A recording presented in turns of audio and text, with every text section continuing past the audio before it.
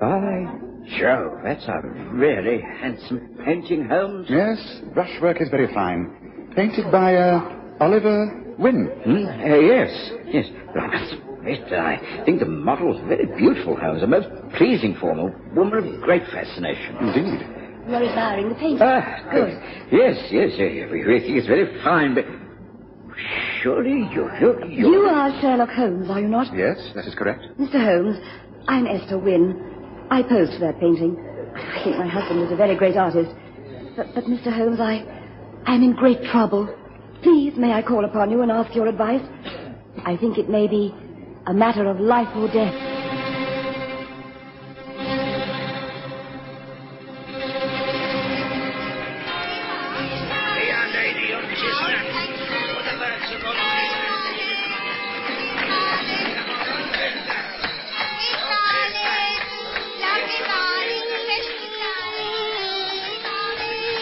We present the Stories of Sherlock Holmes.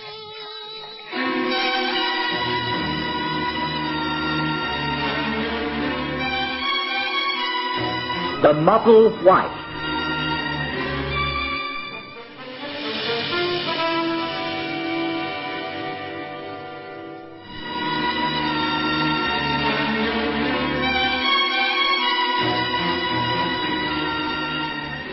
Holmes and I had found ourselves in the Wigmore Art Gallery more or less by accident. We'd been to book seats for a violin recital and had wandered back to the foyer through the gallery.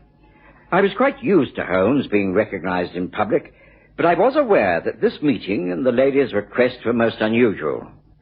Naturally, Holmes agreed to help, and an appointment was made for early the next day.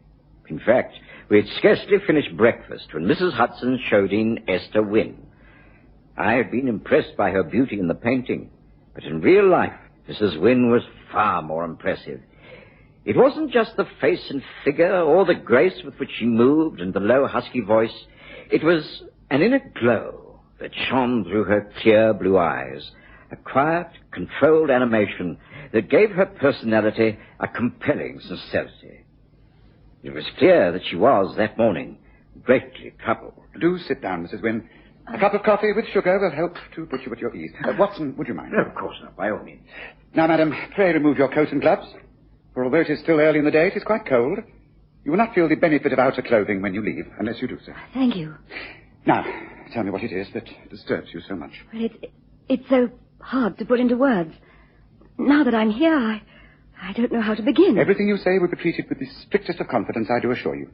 We're used to hearing all manner of secrets within these four walls. Yes, I know, but It is about your husband, is it not? Your marriage is not the success that you would wish it to be. How did you guess that? It's not really a guess. You come here in a state of distress, and I notice that you sit there twisting and twisting your wedding ring around your finger. These latest theories of Sigmund Freud are profoundly revealing. Subconsciously, you are showing concern about the bond between yourself and your husband.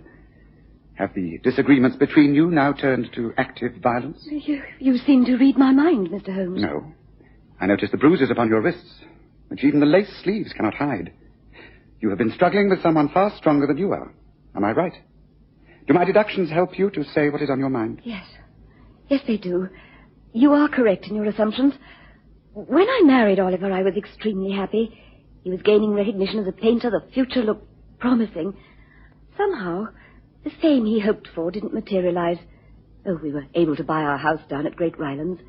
We were financially well off. But Oliver just didn't climb to the heights that he aspired to. He has become a fashionable portrait painter, but not a great artist. And his disappointment, his frustration began to affect his behavior? He appeared to turn against you? Yes. And then he started to become jealous of me. Everything I did was suspect. Everyone I looked at was my friend, not his. If a gentleman danced with me, he thought I was being unfaithful to him. Naturally, I protested. This led to quarrels, and of late it has become worse. Things came to a head about 6 weeks ago when a distant cousin of mine, Matthew Haldane, a young, presentable gentleman, moved into Little Rylands. Of course, I made him welcome to the house. But Oliver couldn't understand. He found us talking on the veranda one evening, and after Matthew left, Oliver seemed to lose his reason. He attacked me viciously. You're at it again, aren't you? And this time you've the nerve to bring your latest man into our house. Oliver, please, this is nonsense. You're imagining things. It's not like that at all. Imagining things. Imagining that I saw you break away from each other when I came out here on the veranda. Imagining those guilty looks that passed between you. There were no guilty looks. Matthew was simply embarrassed by your aggressive attitude. Oliver, please, how can you think these things? Matthew is a relative, a cousin. Relative, so you say. But have I any proof of that? And even if he is, I don't think that would stop you from flirting with him. You can't keep your hands off him, can you? Please, now please. Listen to me. You are my wife. And if you don't stop this carrying on with other men, I'll kill you. You understand? I'll kill you. That was just the start of it. The start of the violence. Mr. Holmes, I cannot go on like this. My husband has turned into a vicious brute. He seizes every opportunity to humiliate me, to strike me. And I know his madness is growing. He is planning to kill me. I know he is. And I can do nothing. I have no money of my own, no friends, no relatives I can turn to. What am I to do? Who will help me? Mrs. Wynne, you are indeed in a most unhappy position. I think I am quite unable to advise you. You can seek protection from the law only if it can be proved you are in danger. But I cannot see that I can be of any help to you. Look, a family friend, someone who's sympathetic, may be able to intercede. Some near friend of your husband's, whom he respects. There is no such person, Mr. Holmes. Dr. Watson, I fear that things will come to a head very shortly. You are the only two I have told this to. You and Matthew, who naturally questioned me. Matthew has plans. He wants me to leave Oliver. Simply pack my things and leave him. Matthew has a little money and a country cottage in Cumberland that no one knows about. He says I can go there, stay as long as I wish. Run away? Will that solve it all? What steps will your husband take to get you back? If he is as unstable as you say, I think he will run amok. Well, I can't help that. Look, will you come down to Great Rylands? I cannot ask you to the house for obvious reasons. But there is a most comfortable inn called the Anvil. If you could stay for a night or so, I could introduce you to Matthew, and perhaps if there is an opportunity you could meet my husband. You can judge for yourself if I really am in danger. I know it seems as though I'm clutching at straws, but please, this is the one way you can help me. Please? Both Holmes and I had been working rather hard. And so, after a deal of discussion, we agreed upon a weekend in the country. And that Friday evening saw us safely installed at the Anvil at Great Rylands. Holmes had always maintained that the best place to meet people in the country was the bar of the pub. He was right, for we'd scarcely ordered our drinks when... Excuse me, are you Sherlock Holmes and Dr. Watson? That is correct. We've just arrived here. You, I take it, are Matthew Haldane, Mrs. Wynne's cousin? Yes, that's right. How did you guess? No one on these parts knows that we're visiting. Except Esther Wynne. She said she would try to arrange a meeting with you. I see. She really is in great trouble, Mr. Holmes. Her husband, Oliver, is really going out of his mind.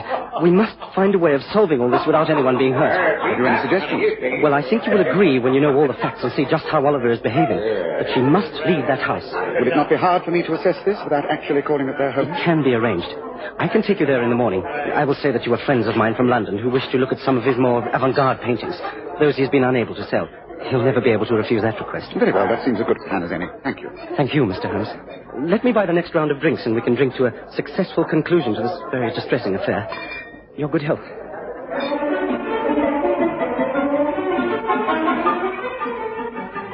And so, next morning, after a splendid breakfast, Holmes and I walked up the hill to Greystones, the large, ivy-covered house that belonged to Oliver Wynne.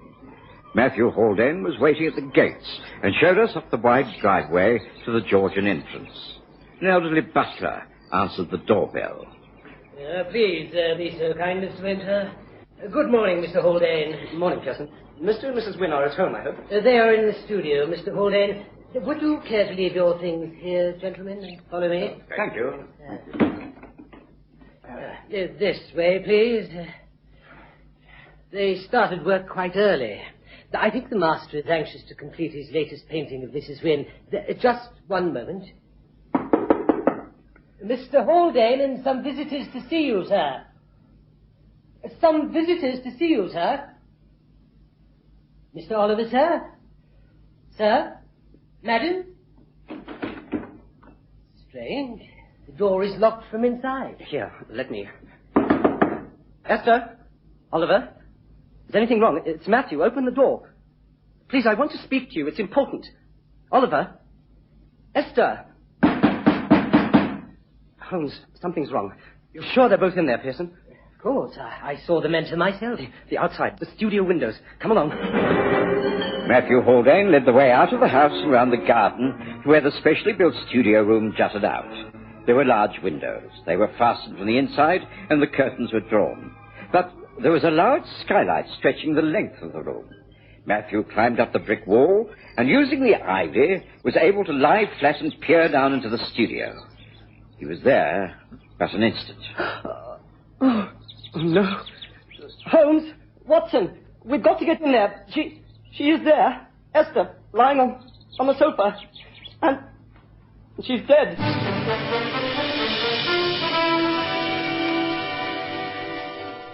Matthew Haldane slithered his way down from his position near the skylight that covered Oliver Wynn's studio. He dropped to the grass and stood up.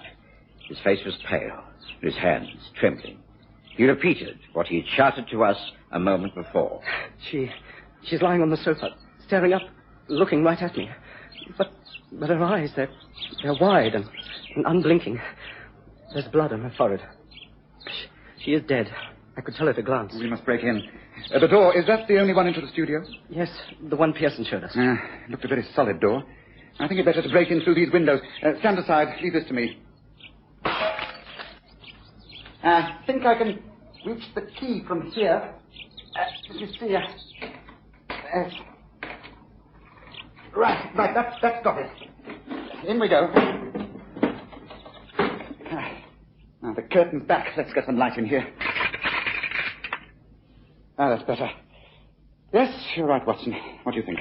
Oh, she's dead. Bullet wound in the right temple. Here on the floor, a small, pearl-handled woman's pistol. Better not touch it. Haldane, find the butler fellow, Pearson. Don't let yourself out through that door. Go round the way we came. Get Pearson to send for the police immediately, then come back here. We shall want you when they arrive. But Esther... Oh, my dearest Esther. This is all my fault. I should have taken you away. Oh, Esther. Haldane, I appreciate the fact that you are shocked and upset, but please do as I say. Go and send for the police. Yes, of course, I'm sorry. I'll go straight away. It's unbelievable. Poor Esther. Oh, my... Now, look here, Holmes. This is all very suspicious. After what this woman told us, it's very odd that she should die such a violent death. But, well, look, there's the pistol, and there's no one else in the room. All the doors and windows fastened from the inside. Do you think her husband's persecution was imaginary, and that the balance of her mind became so disturbed that, well, she killed herself? On the face of it, that's how it would appear, but the question uppermost in my mind is, where is this man, Oliver Wynne? Pearson says that they were both in here. I suppose he could have left without the butler knowing it. She was in such a state that she locked the doors and windows to prevent interruption and then did away with herself. That's how it is intended to look, Watson. But we must not take things at their face value. Where is Oliver Wynne? Could he have got out of this locked room? Do you remember the Melville Grange case? How the murderer got in and out of a locked room by using the secret panel on the veranda door? Yes, I remember it distinctly. And we must first make sure there is no similar way of getting in and out of this studio. I want to search the place quite thoroughly before the police arrive, or before Haldane gets back. But, Holmes, do you think that Esther Wynne was telling us the truth? I mean, that her husband was so insanely jealous that he would commit murder? I don't know, Watson. If he was jealous, then perhaps he had reason for being so. I think Matthew Haldane's reactions were genuine enough. They were a little too intimate for a man who was just concerned with a platonic friendship with his cousin. There's more to this than appears. Very, very much more. But no more speculation, Watson. We must go over this room with the greatest of care. Not one small detail must escape our attention. Come, give me a hand. Together we searched the studio. It was simply one large room, with an alcove containing a sink and cupboards. Then, off to one side, a bathroom and changing room. Holmes studied the main door, and then went over all the stonework, even measuring the distances and thicknesses of the walls. He found nothing at all unusual. Matthew Haldane returned and joined in the investigation. It still yielded nothing. We were still hard at it when P.C. Higgs from Great Rylands was shown in. Constable, I'm afraid this case may be a little outside your usual duties. There is Mrs. Wynne. As you can see, she is dead. The pistol beside her. And the fact that she was alone in this room with all windows and the door locked and bolted from the inside points to suicide. Oh, I should think it does, but why should the poor soul want to do away with herself? Perhaps her husband will be able to answer that question if you can find him. But might I suggest that an urgent call be put out to all your local policemen and that nearby towns are alerted? It's most important that Oliver Wynne is found without delay. Oh, I see what you mean. Very well, Mr. Holmes. I'll see that it's done at once. Suicide, eh? Suicide, or even more horrifying, murder. Murder, but by who and how? Two most important questions, and the answer to both of them at the moment is we don't know. But while you're at the police station sending out the alarm, perhaps you'll be good enough to send a telegram to Scotland Yard. I have an idea they may be of help in this. Inspector Gregson knows this part of the world very well. He was born and brought up in Oak Park, which is only a few miles from here. He's bound to be interested. Very good, Mr. Holmes. Anything you say. Right, I will write the telegram. And once again, Watson, we must continue our search of this room. We resumed the search. Every cupboard was emptied and subjected to very close scrutiny. Holmes, with magnifying glass in hand, went over every shelf and panel. P.C. Higgs came back with some men from Little Rylands, and the body was removed. Still, we continued to go over the room. Holmes was tireless, and only stopped to welcome Gregson when he arrived by special carriage from London. Holmes explained the circumstances most carefully. Look here, Holmes. If the place was locked and bolted from the inside, there was no one in here, no way of him getting out, and it must be suicide. I'm quite sure it wasn't. I'm quite sure that Oliver Wynne carried out his wild threats and killed his wife, staging this to appear as suicide. But how did he do it, and where is he now? We've been trying to answer those two questions all day, Gregson.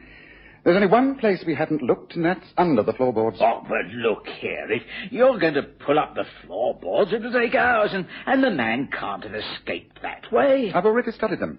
They are polished planks of wood. There's nothing unusual about them, except they are of very high quality. There is only one strange feature, and that is that the floorboards are not placed under the bath in the bathroom. There's a space of about 2 feet down to the stone foundations. It is empty. Means nothing. That's the only unusual thing I've come across. After nearly 6 hours of work. It's getting late and I've had no food. I think, Gregson, we should all go back to the Anvil Inn. I'd like to make one request, though. Constable Higgs, are you prepared to put in a little night work?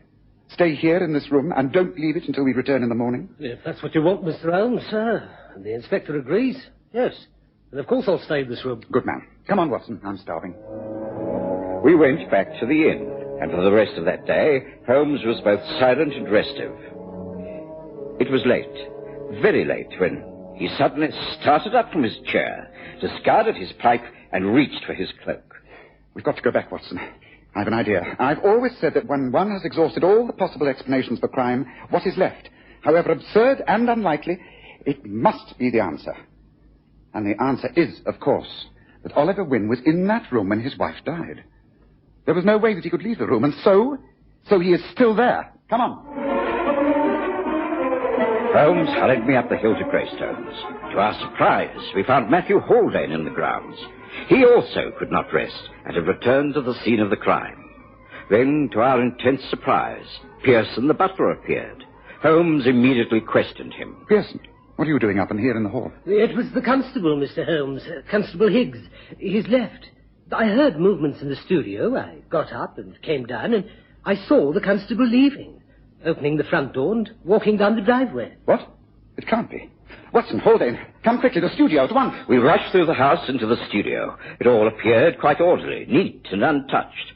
Holmes ignored the main room. He hurried into the bathroom and, lying face down on the floor, began to tug at the floorboards that ended just under the bath. I've been a blind fool, Watson. These planks that make up the floor stretch through into the studio. The planks can't be taken up, but at least 3 of them slide. They slide here, under the bath, to fill this gap. And when this gap is filled, there is a space revealed in the studio. There. That's it. Now come and see. Yeah. Holmes. There's a man there in the space beneath the floorboards. He's dead. Stripped of his outer garments. Strangled, I'd say. It's Constable Higgs. And his murderer has escaped in police uniform. Oliver Wynne killed his wife and hid himself under the floorboards, drawing them across over himself. So he lay there all the time we carried out our investigations. And when Higgs stayed here alone, he got out, killed Higgs, and took his uniform as a disguise. Quickly, Watson. We must get Gregson to raise the alarm. Every man in the country must be out to catch a murderer in a police constable's uniform. Holmes, I think I know where he will have gone. To my home, my cottage. It's clear that the man is crazy, as cunning as a fox.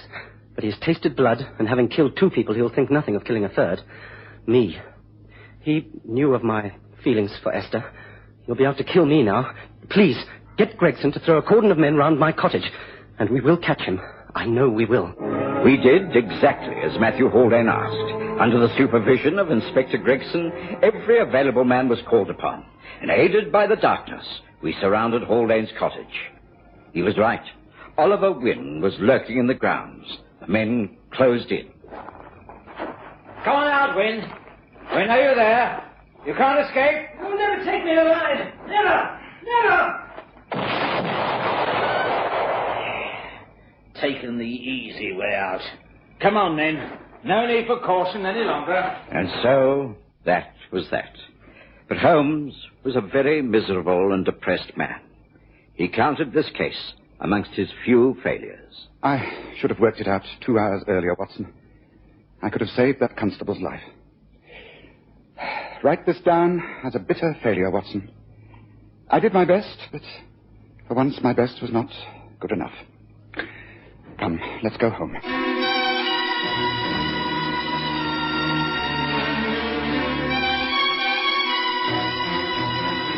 Listen again next Sunday to The Stories of Sherlock Holmes, with Graham Armitage as Holmes and Kerry Jordan as Dr. Watson.